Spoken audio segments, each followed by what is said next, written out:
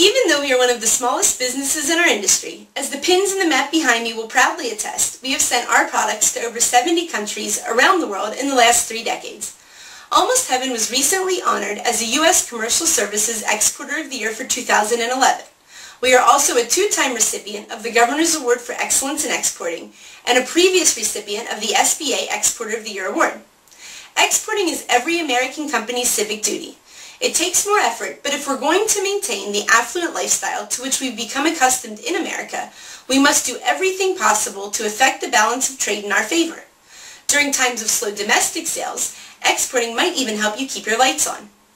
U.S.-made products are perceived worldwide as being equal in quality to those made in Europe, but with the weak American dollar, our overseas customers get this higher quality at prices closer to those you'd expect for an inferior product made in China.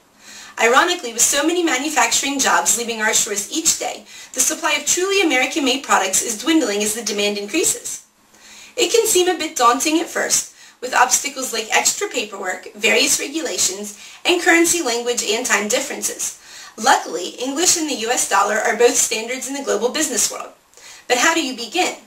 With the advent of the internet, it's now possible to reach a global market on a very small budget, but you really do need some hand-holding to get you started. There are 3 key people that you need to get to know, and these are a freight forwarder, an international banker, and a government trade specialist. To connect with these 3 key people, start with your government trade specialist at your local U.S. Export Assistance Center. You can find them at sba.gov. They can put you in contact with both a forwarder and an international banker and tell you about all the programs offered by the government to help you. The United States Department of Commerce has seminars and courses galore to get you started, but each regional office is also staffed with personnel that can offer you direct personal support on a one-on-one basis, and the bulk of that support is free. A good freight forwarder is indispensable for any exporter.